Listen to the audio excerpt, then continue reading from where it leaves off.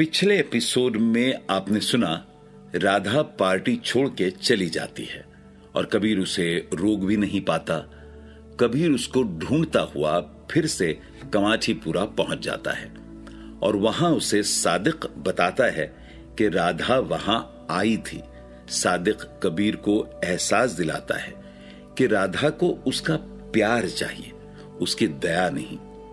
पर कबीर को राधा के प्यार में रोता हुआ देख सादिक उसे राधा का पता बता देता है और कबीर वापस राधा से मिलने उसी बताए हुए पते पर डोंबिवली पहुंच जाता है।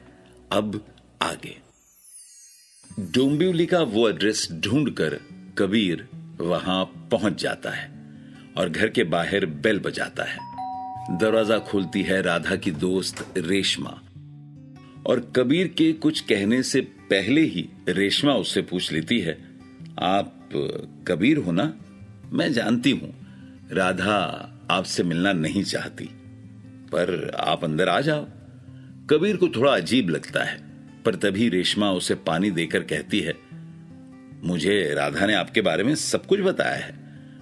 आज के जमाने में भी आप जैसे लोग हैं यकीन नहीं होता, पर ये राधा है ही अजीब। आप बैठिए, मैं उसे बुलाती हूं। ये कहकर रेशमा अंदर चली जाती है और राधा को बुलाती है, पर राधा बाहर नहीं आती।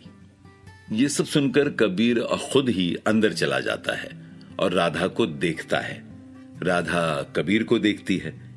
1 मिनट दोनों की नजरें एक दूसरे से टकराती है और राधा उसे अपने पास बैठने को कहती है और कबीर झट से बोल पड़ता है, आखिर ऐसा क्या हुआ था राधा जो तुम मुझे वहां अकेले छोड़ आई? तभी राधा कबीर की बात काटते हुए कहती है, कुछ नहीं हुआ कबीर, सब ठीक है।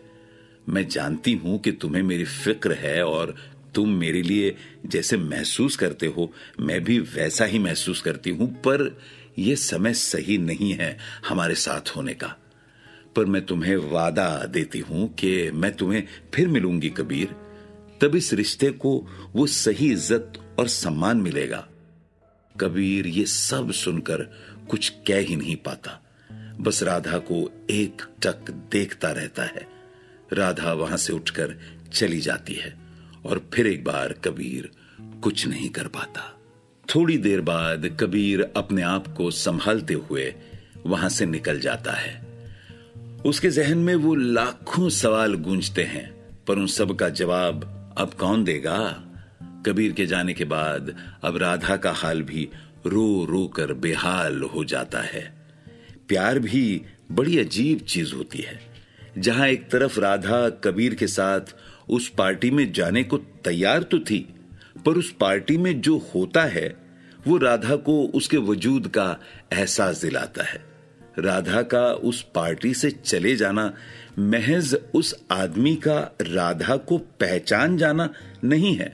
राधा को सडनली ये समझ आया था कि प्यार में या किसी भी रिश्ते में उन दो प्यार करने वालों के बीच बराबरी होना बहुत जरूरी है। और राधा ने आखिर वही किया था। वो अपने आप कबीर के सामने बहुत छोटा महसूस करने लगी थी। अब ये राधा का ईगो भी हो सकता है या उसका स्वाभिमान भी। तभी राधा के फोन की घंटी बजती है और एक अनजान आदमी फोन पर राधा से माफी मांगता है। हेलो, क्या मेरी बात राधा जी से हो रही है? राधा जवाब देती है, हाँ, पर आप कौन? मैं वही हूं जिसकी बात सुनकर आप अचानक से वो पार्टी छोड़ के चली गई थी, और मेरा मकसद आपको ठेस पहुंचाना नहीं था, बल्कि मैं आपसे कुछ पूछना चाहता था। राधा को कुछ समझ नहीं आता। अगर आप मुझे एक मौका दें तो क्या मैं आपसे मिल सकता हूं? यह सुनकर राधा कहती है, जी हां, पर आप मुझसे मिलना क्यों चाहते हैं? मैं आपके बारे में जानता हूं। आपने कितनी सारी बच्चियों को कमाठीपुरा जैसे नरक से निकाला है, मैं वो भी जानता हूं। इसके आगे मैं कोई भी बात अभी नहीं करूंगा, आपसे मिलकर करना चाहूंगा। जगह और वक्त आप बताइएगा, पर प्लीज एक बार मुझसे मिलिएगा जरूर। यह कहकर वो आदमी फोन रख देता है और राधा को कंफ्यूजन में छोड़ देता है।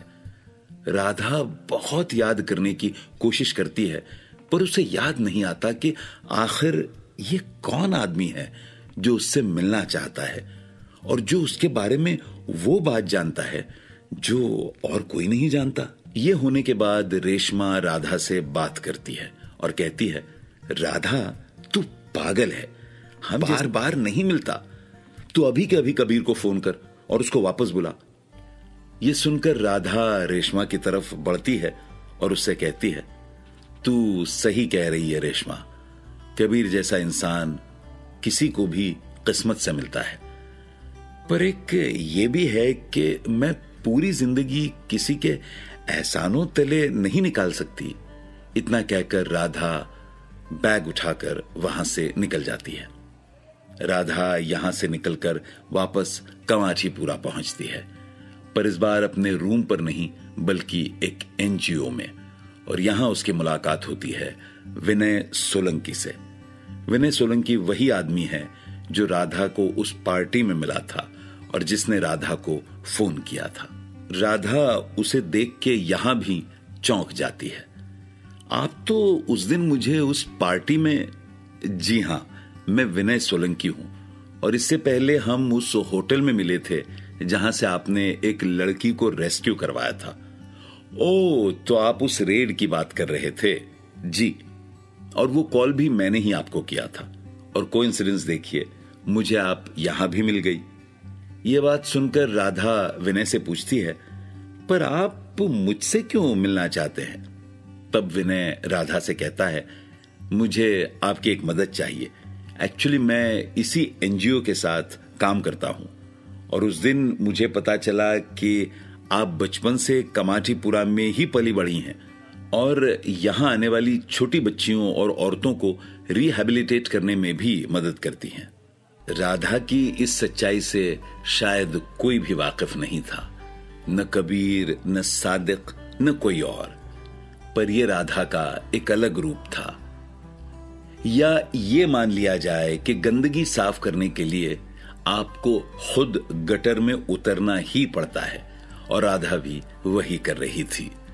और सबसे पते की बात यह थी कि राधा को ये मकसद देने वाले भी कोई और नहीं, खुद रहीम चचा ही थे, क्योंकि रहीम चचा ने खुद बहुत सारे बच्चों को वहां से निकाला था, और वो चाहते थे कि उनके मरने के बाद राधा इस नेक काम को आगे बढ़ाए। विनय राधा को बताता है कि जिस बच्ची को उसने लास्ट टाइम रेस्क्यू कराया था वो फिर से मिसिंग है, और अब उसको बचाने में उसे फिर से राधा की मदद चाहिए। और यहां राधा को एक बड़ा शॉक मिला कि जिस बच्ची को उसने बचाया था वो अब वापस कैसे मिसिंग हो सकती है।